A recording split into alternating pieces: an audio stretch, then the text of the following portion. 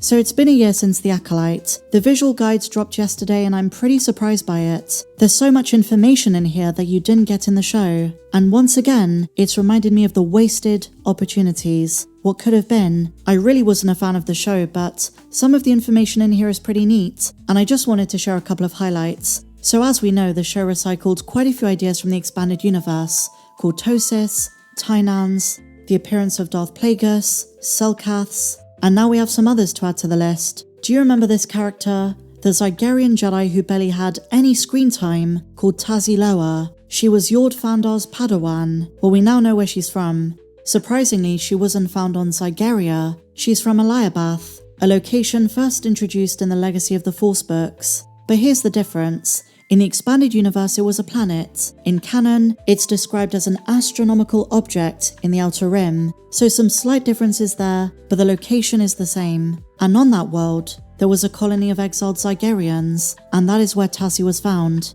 And again, the series didn't mention any of this. The character had an amazing design, but she was so underutilized. And I get it, this isn't what the show is about, but I'm reading all of this and thinking of all the possibilities, all of the world building, and in a way, with all of the details of background characters, this book reminds me of prequel trilogy visual guides. But from the first time we saw Tazi, I was hoping she'd play a bigger role, but she didn't. Another interesting fact we learn about her is that she was an expert in Republic civics. She taught it to younglings at the Jedi Temple, and she became Yord's Padawan the second he became a knight. He was one of the youngest in the Order to take on a Padawan. And if you allow me to make a small pun, I bet that's quite a twist you didn't see coming. I hope he didn't break his neck over it.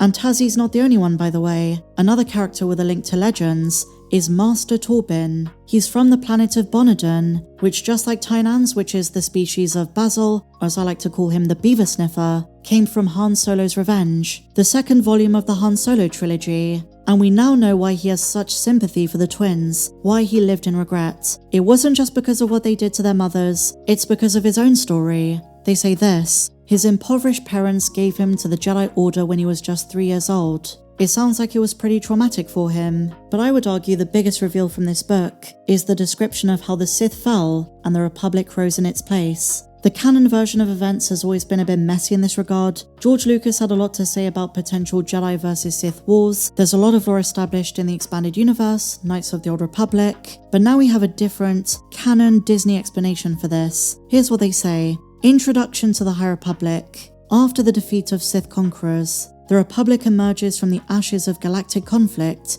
to reach unprecedented heights in the long stretch of peace that follows. It's an era known as the High Republic, and will be remembered as a settled age while the galaxy marches towards a darkening future. The Jedi Knights serve as guardians of peace and justice, quelling disputes and defeating those who would prey on the helpless. They operate from temples scattered across the Republic, ensuring a direct connection to the civilizations under their protection. Beneath the surface of this tranquility, danger stirs. Unbeknownst to the Jedi, their enemies the Sith, who they thought long vanquished, have survived as a secretive chain of masters and apprentices, succeeding one another across generations while plotting their long vengeance. After centuries, this threat has faded to myth, all but forgotten as current crises draw the Jedi's attention. However, they remain ever vigilant for signs of disturbance, for any hints of unexpected or unknown manipulations of the Force outside of the current structures of their order.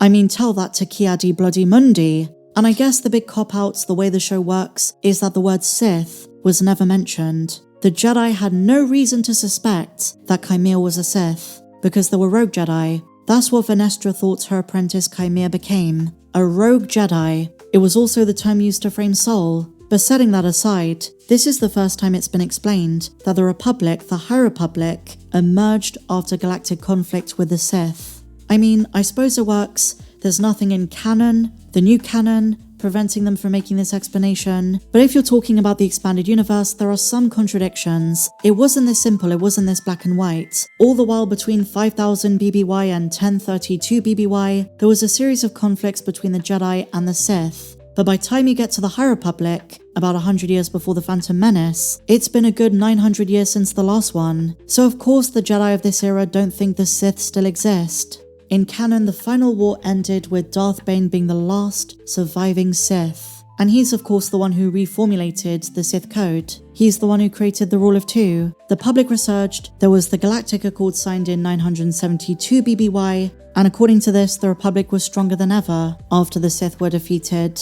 This contradicts a lot of the information we assumed about the Old Republic. If you're a fan of the Old Republic games, then you know the Sith Empire founded by Dark Jedi exiles had grown in secret during the age of the Old Republic, and there were ongoing constant conflicts. But the book seems to imply the Sith were dominant, and after a conflict, the newer Republic replaced them. But again, that's just one way you can interpret it. I think the book's Star Wars timelines gave a very vague outline of the situation, but there's a part of me that hopes they do explore the Old Republic in some capacity. There's always a worry that they're going to mess things up. They're going to ruin characters like Malak and Revan, but if they keep giving us new canon, they need to fill it out, and they need to clarify inconsistencies, or not make it so vague, because if there was a clearer timeline, it wouldn't have to always be up for interpretation, and then when you have shows like The Acolyte, less fans would complain about so-called canon breaking. But interestingly enough, the passage can be interpreted to be in line with George's law. He once explained the idea that the Sith once destroyed the Republic, and Darth Bane ruled the galaxy for a time before the Sith destroyed each other and the Jedi finally hunted him down as the Republic was rebuilt. So maybe that was the inspiration for this. But speaking of the Sith, we have to talk about Darth Plagueis. I was so eager for him to have like a double page, breaking down some new canon facts, bringing some amazing ideas from James Luceno's book, but unfortunately we don't have any of that. And the reason is primarily because the show was cancelled.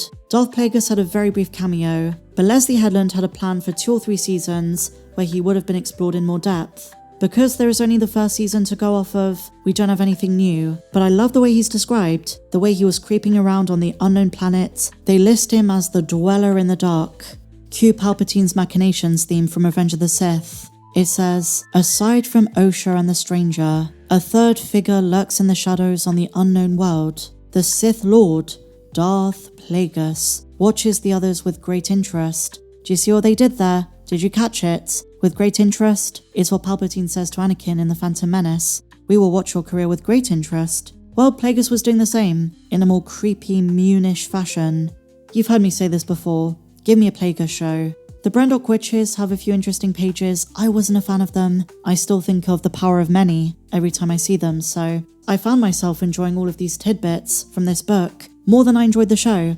I know you can't fit all of this into a series, and they couldn't show flashbacks of every single character, but I do still think it was such a wasted opportunity of a series. Some cool ideas here and there, but generally poorly executed for my liking. I didn't like the framing of the Jedi, I didn't like the underutilization of Sith philosophy, but there you have it. Just some highlights. Hope you enjoyed this kind of video. Let me know if you did. Please be sure to give me a big fat thumbs up, subscribe if you're new, check me out on socials, and may the Force be with you, always.